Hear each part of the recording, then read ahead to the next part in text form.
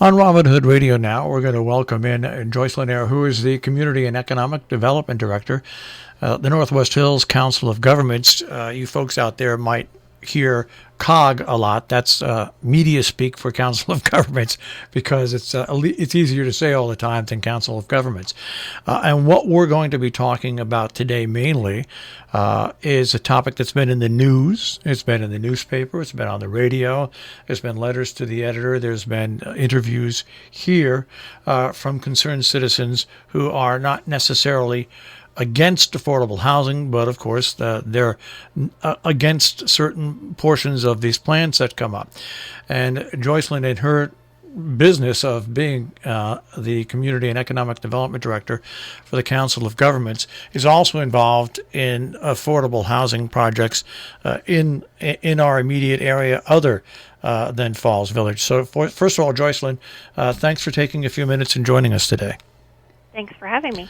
All right, so let's talk a little bit about your background, and for people that aren't aware what the Northwest Hills Council of Governments is and what exactly you do for them.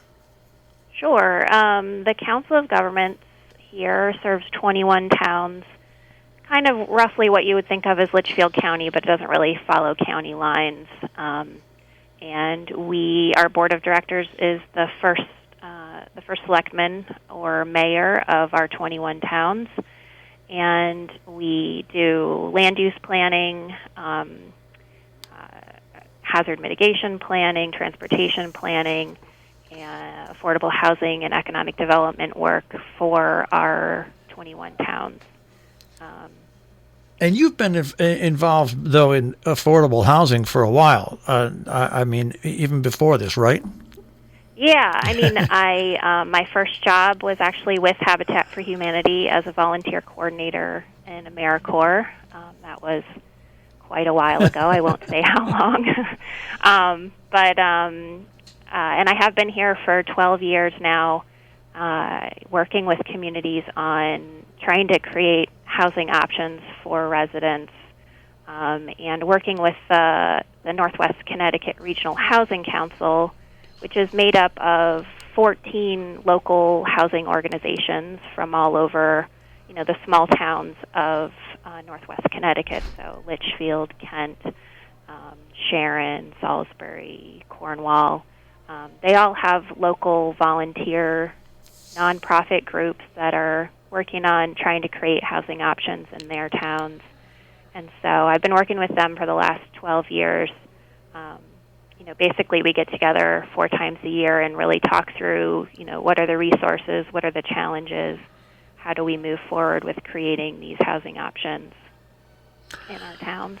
All right. And actually, to date, those 14 local housing organizations have created 550 homes for rent in our small towns. That doesn't include, for example, Torrington or Winstead, which are in our area.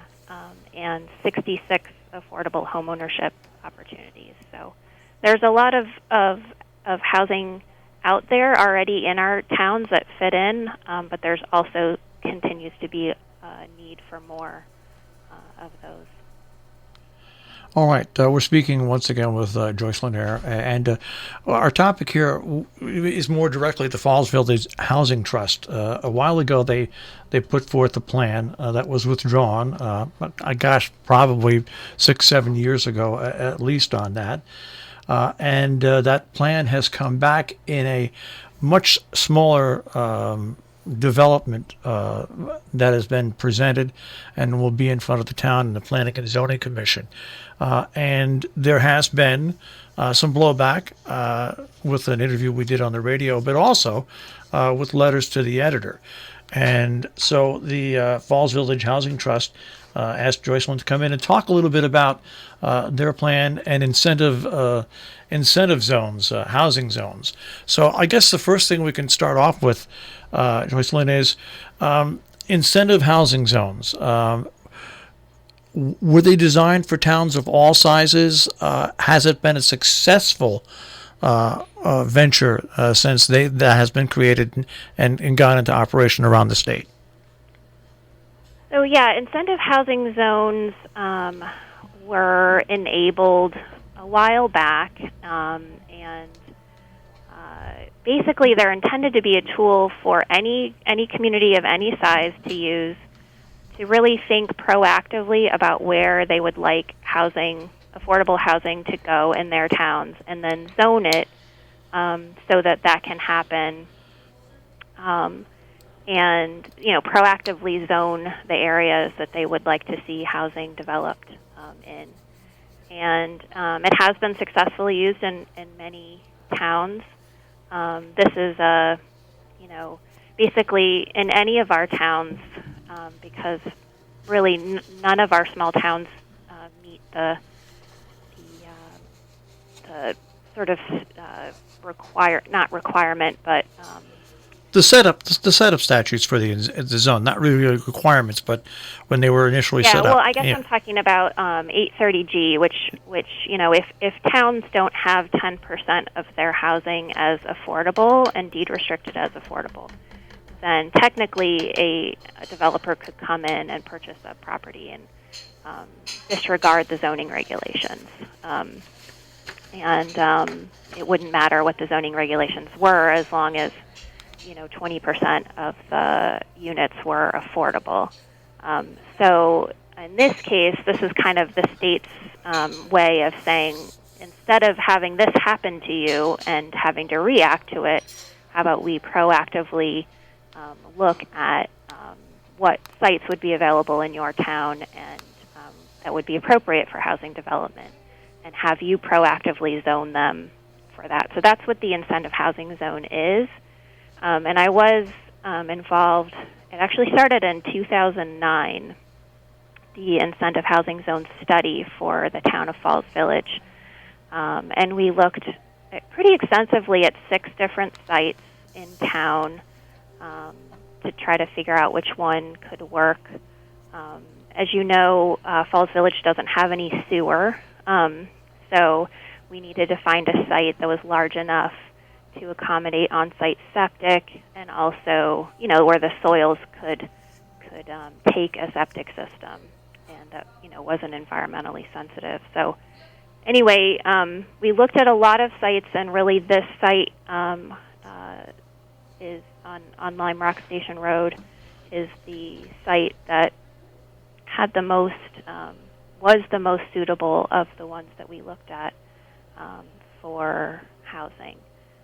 So in 2013, the Falls Village Planning and Zoning Commission did decide, so that was 4 years later, they did decide that site made sense for housing, and it was adopted by the Planning and Zoning Commission through all the regular processes that a town has to go through to change its zoning regulations, including public hearings and public notice, and the incentive housing zone was approved by the Connecticut Department of Housing, again, because it's a special kind of zoning that is enabled by the state for this purpose.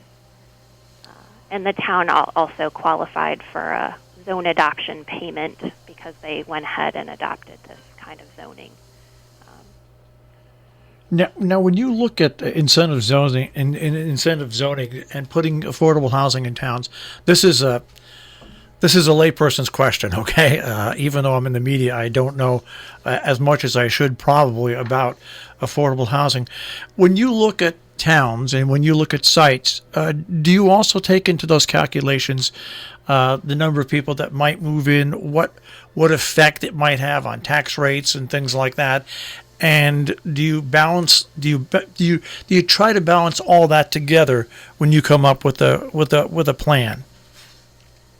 Of course, yeah. I mean, part of all of these studies is really doing a market and housing needs assessment in terms of what is the existing housing stock, what is the town missing. Most of our towns don't have much, if really any, rental housing to speak of, and most all of us at some time in our lives have wanted or needed to rent, young professionals or, seniors who want, less property to take care of and someone else to mow the lawn.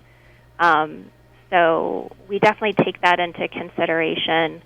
And all of the projects that I've had experience with in our small towns are really small sized in the way that this, current River Road Homes proposal is. This is just a 2% increase, for example, in the number of homes in Falls Village. And will really not have any impact on the, property taxes in town, for example. It will add to the taxable income for the town. Well, that's another question I wanted to ask you. Even though they're a nonprofit, and this is my understanding, I could be wrong, and that's why I'm going to ask you the question. Even though the Falls Village Housing Trust is a nonprofit, these homes they will bring tax dollars into the town as well. Yeah. So, again, in my experience, every town does this a little differently. It is up to the town to decide how they want to assess the value of the homes and how they want to tax them. Some towns have decided to basically not tax or have a lower assessed value on these homes just because they want to encourage the development of them and the sustainable kind of maintenance and operating costs for them. Other towns haven't done that. So it is really up to the town in terms of how they want to look at the assessed value of the property and tax that. All right. Now, there's a meeting coming up in Falls Village on this, right? Planning and zoning meeting? There is a planning and zoning meeting. It's a public hearing for basically to determine whether the Falls Village Housing Trust application for River Road Homes meets the requirements of the incentive housing zone. And the Planning and Zoning Commission locally is the one that decides that. Yes. All right. And when is this meeting taking place?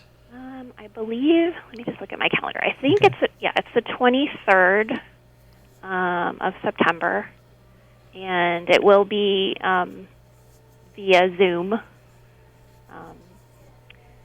It is not ideal. All of us know that it is not ideal that we have to now do public hearings via Zoom, but unfortunately, due to the pandemic, it's the best way to keep everyone safe and continue to be able to move forward with projects and initiatives. Is there any way, a lot of towns in Massachusetts and some in Connecticut have taken important meetings and taken them outdoors and to allow more people to distance, to space out, and also hear better, because we all know that the limitations of Zoom is internet. I mean, if you have good internet service, Zoom works fine. If you don't, it doesn't work fine. And also, different people listen on different things. Some people on handheld phones, some on computers. Is there any possibility a meeting like that could be found so where people could actually either attend it or else have it even streamed to like let's say a room at the high school where people could sit and then ask questions? I think that's one of the major things I see from some of the complaints that I see in the letter, is that they just don't think that a Zoom meeting its technology isn't perfect enough to have an important meeting like that. Yeah. So it's a good question, and it's something that all of our towns are struggling with, and we are, trying to help advise in any way we can, including, reviewing all of the executive orders from the governor around, trying to keep everyone safe. And the tricky part about having an in-person meeting is that there will be people who just will not feel comfortable going to an in-person meeting no matter how many precautions you take. And so those people will be essentially left out, or, if you try to have a hybrid meeting, which many people have tried and or suggested, it's just very difficult to have people spaced out 6 feet apart, with masks on, and have people who are Zooming because they don't feel comfortable coming also be able to hear everything that's happening without, with the kind of technology and staffing that our small towns have. We just aren't equipped right now with the latest technologies and, microphones and speakers and someone to manage the production of it and, be able to take comments, for example, of people who didn't feel comfortable coming in person online, as well as take comments from people in person. So, again, unfortunately, it's an imperfect tool, but it's kind of all we have right now.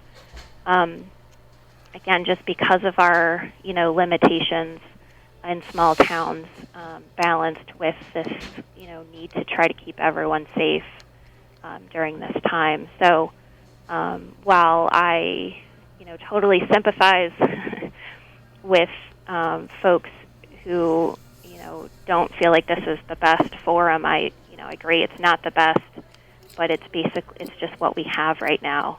And again, if the pandemic was going to be over in a month or 2 months, then, we could all just pause and wait for it to be over and, then resume in-person meetings. But I don't think there's any way to know how long this is going to last until there's a safe way for us to be getting together and having public hearings on anything. Right. We're speaking with Jocelyn Ayre, and we're talking about the Falls Village Housing Trust, which is going in front of the Planning and Zoning Commission with their plan. Before we get on the air, we have about 5 minutes left. We were talking about some misunderstandings that the public might have, and I'm going to give you some opportunity now to talk about a few of those misunderstandings and try to clear them up a little bit. Sure. I think there has been, again, some misunderstandings about how quickly this has happened. Again, this study of possible sites started in 2009. 4 years later, the Planning and Zoning Commission adopted an incentive housing zone.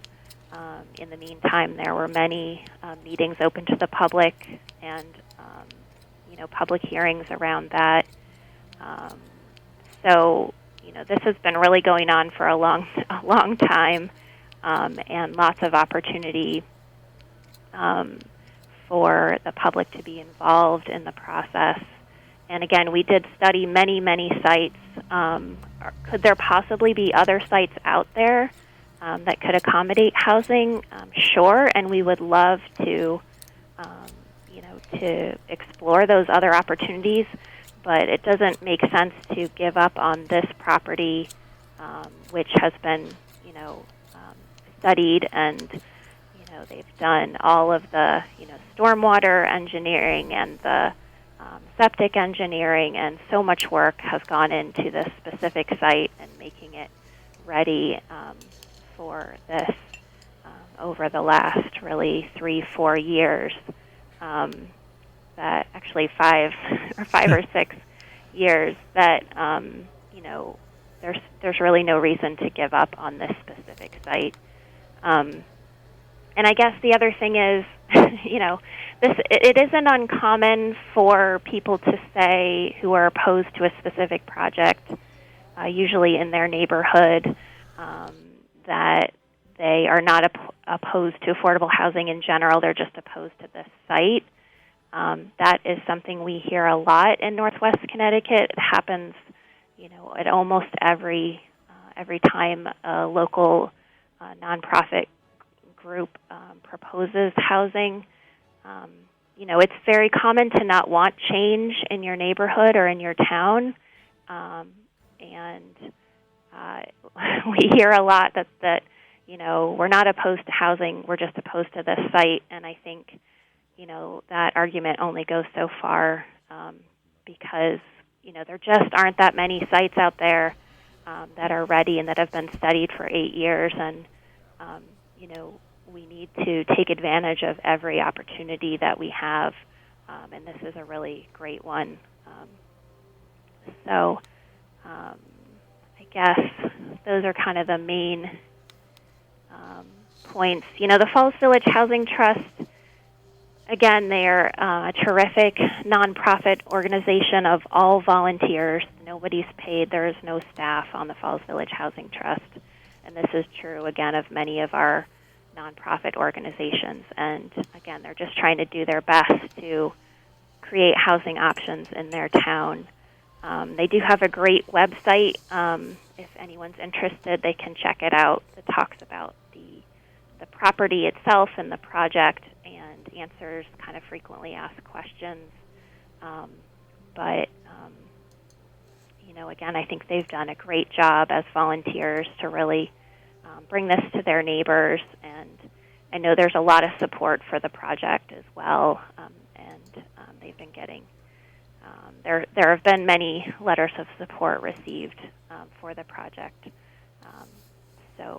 And I think they've done a lot to try to respond to concerns about the project, including I think the reduction in the size, and they've pushed the project back from the road. So they really have been responsive to the concerns that they have heard raised about the project. And I think the size that they're proposing now really makes sense in the town and in the neighborhood. Well, once again, the Falls Village Housing Trust on the web is fallsvillagehousingtrust.org. There you get the mission statement, frequently asked questions, and then the proposal for River Road homes and more. Jocelyn, thanks for taking a few minutes today and joining us, trying to clear up some of the misunderstandings and clarify the situation a little bit better before that planning and zoning meeting. I appreciate you joining us on the air today. Thanks for having me.